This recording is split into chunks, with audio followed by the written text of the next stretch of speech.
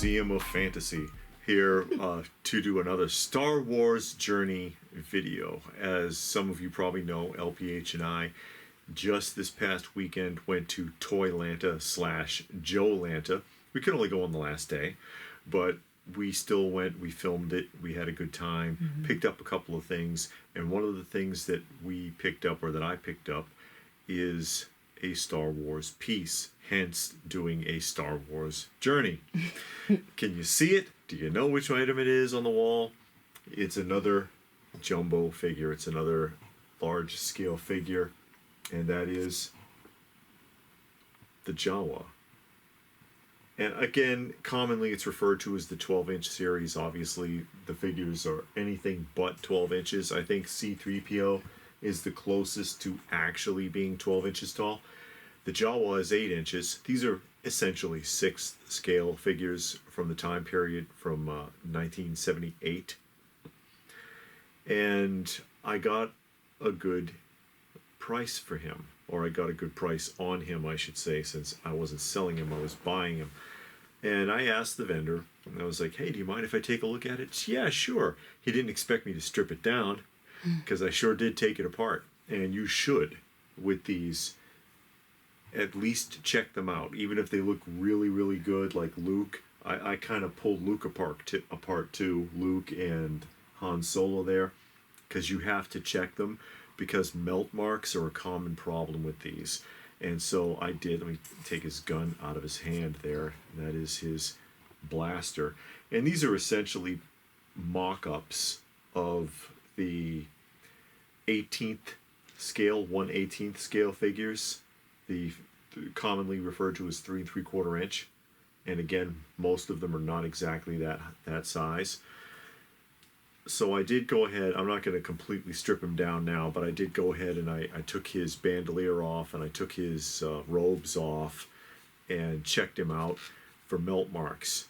Now this is 6 points of articulation. They're jointed at the hip, at the shoulder, like that, but then they're also jointed at the wrist. And these figures often get melt marks in the wrists and on the shoulders. And in particular with the Jawa figure, the bandolier causes melt marks on the chest.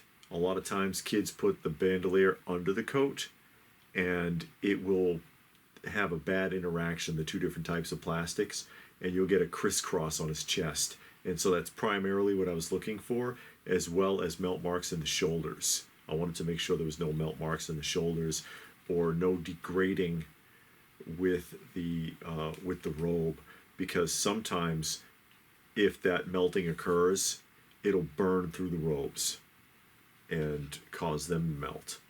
So those are all things you wanna watch out for. And also the fact that the bandolier itself is actually intact. I'll just reconnect this real quick and I'll show you, because you see the little arrow tabs there, and they can wear out and break off. And you want as intact of a figure as you can possibly get for what you're going to spend, basically. And you see also that his eyes, I don't know if the light is reflecting very well there. Can you pick it up? They kind of shine a little bit. Yeah. And there's no apparatus on top of his head. I think Kenner did that in the 90s, the early 90s version of the Star Wars figures. The ones that you find in the dollar bins. But they made an opening on the top so that light could shine through and make their eyes glow. But they did not do that with this. However, the eyes are reflective. And so I just seem to keep following along with getting the jumbo size figures here. We're getting there. We're getting there. How many more you need to complete the jumbo? Oh, let's see. I need Ben Kenobi. I need a loose Princess Leia. Oh, you collecting loose and box of each? I would like to. I would like to have at least a loose complete set. Boxed versions that are in decent shape are kind of hard to come by. But a loose Princess Leia, which is probably going to be tough, because you see how her hair is all done up and everything. It probably would make more sense to get a beat to death boxed version and take her out. which is what I did with Chewbacca. Okay. Chewbacca was mint in the box, and the box was trash. And so I took him out of the box to display him. One of the few times I would actually do that. Because usually, even if the box is rough, like this box is kind of rough here, but it's sealed. So I'm not going to open that. But if it was just torn apart and faded out and points cut off the back, I might consider opening it. But yeah, Princess Leia, Ben Kenobi. I would like to get a remote control version of the R2-D2, not technically a part of this series because it is a little bigger, but I count it. The Yoda hand puppet, which also is not part of the series, but it fits. The tough one is going to be the IG-88. I think of the whole series, the IG-88 is the most expensive. That's the one that I'm going to have the hardest time tracking down. It kills me because I used to have this whole series boxed and loose, but you know that story. Even finding a loose IG-88 is going to be very expensive unless I get lucky, and sometimes I do. I've had a lot of luck on prices with a lot of this stuff. So we will see. We will see what we can come up with, and hopefully I can continue to find the pieces at a reasonable price. And I guess that will do it for today. So, hey, did you make it to Toylanta?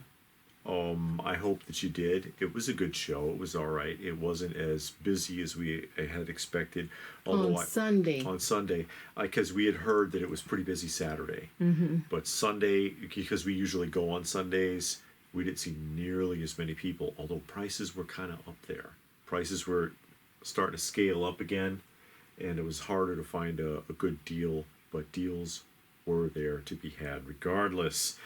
You just got to keep hunting. So, good hunting, folks, and good luck. And if that's it, then what more can I say? But thanks for watching, and we will see you again soon.